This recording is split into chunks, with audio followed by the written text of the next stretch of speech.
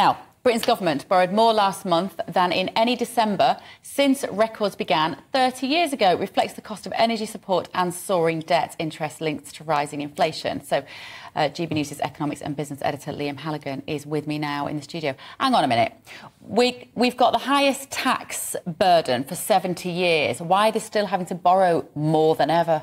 These numbers are pretty eye-watering, Bev. As you say, this is the most the government has borrowed in any December on record. Let's see how the numbers stack up. I've got a little graphic here, and I can walk through this for TV and radio viewers. So December 22, there it is, 27.4 billion. That's 27,000 million pounds borrowed in that one single month.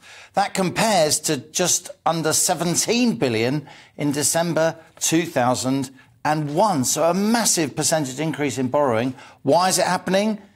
Because even though oil and gas is lower than it was before Putin invaded Ukraine, household energy bills are still massive, more than twice what they were. A discussion to be continued, I think, at some point.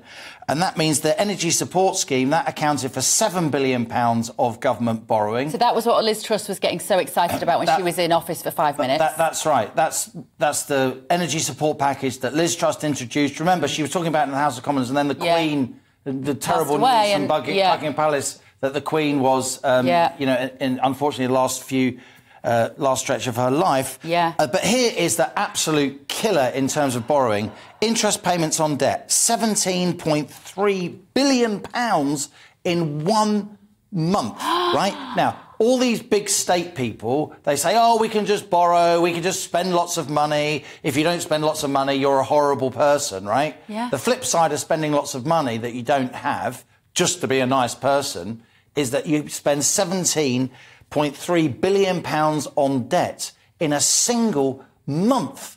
I mean, that's like 3.5p on the basic rate of income tax. Who's getting that?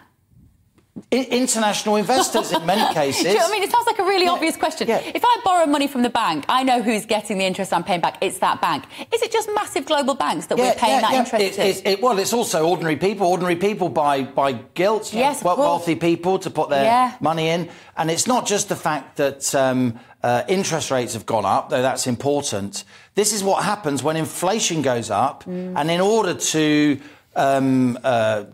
promote your debt on international markets to make sure people buy it, what the government's been doing increasingly in recent years is buying what we call index-linked debt. What does that mean? It means it goes up, what you're paid, as inflation goes up, to preserve the value of the money that you lent to the government. And increasingly, our government debt is index-linked. So as inflation has gone up, the government has to pay not just higher debt interest, but also higher inflation compensation to those international banks and so on that have been lending us money. And then they have to borrow money more to pay the debt interest on the previous debt. This is what happens when governments get too big. Well, it's when governments get too big, but also, well, how much of this is about how much we paid out during the pandemic? About £500 million, wasn't it? They found, wasn't it 500 million or something? No, it's 500, OK. At least. It was about 400 billion that we paid out during the pandemic, right? On furlough, on business support loans. Sorry, you're right. Look, it's £500 billion. It's £500 billion. What, getting on for £500 billion? Do you remember when trillion was a word we didn't used to hear very often? Absolutely. Something happened in the last 3 years that trillion has just become kind of normal now, hasn't it? Get used to it. Inflation happened. So the size of the debts that we're dealing with and the price of everything we pay is going up. The danger is, though, Bev, is that as the monthly borrowing total goes up, so imagine you're putting more on your credit card, right? Your overall debt increases. The stock of debt that you owe based on the borrowing that you've done every previous month and in previous years. And our stock of national debt is now £2.5 trillion. That's right, it's £2.5 trillion. It was less than £1 trillion before the global financial crisis, and now in 2008-9, and now it's £2.5 trillion. And the debt in payments on that debt, even if inflation comes down, will remain high for a long time. But you know what? That's like 100% of our GDP, right? So our debt is the size of all the economic activity in one single year.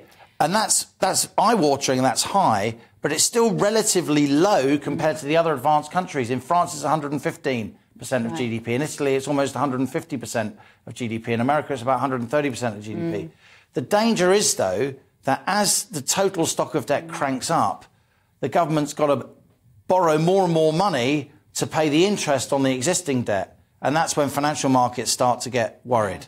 And that's why we've had the kind of cutbacks of the last few months, precisely because these big borrowing numbers have been in the pipeline. And they're actually, to people like me who follow these things closely, they're actually quite shocking. All right. Thank you.